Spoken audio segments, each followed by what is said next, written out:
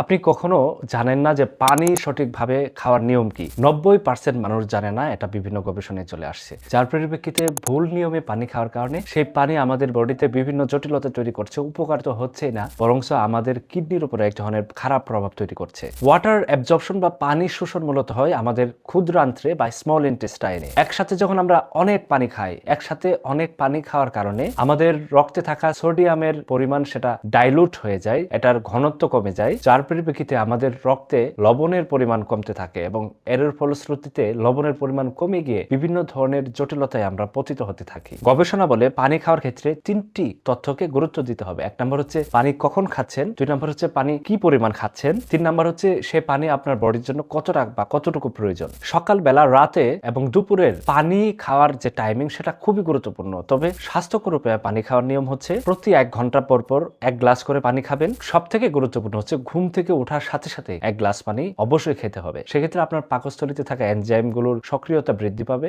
ব্রেনে oxygen circulation বাড়তে থাকে। এর পাশাপাশি আমাদের বডিতে আরো বিভিন্ন উপকারী পদার্থগুলোকে সক্রিয় করতে সাহায্য করে। সুস্থ থাকুন, ভালো থাকুন। আসসালামু আলাইকুম।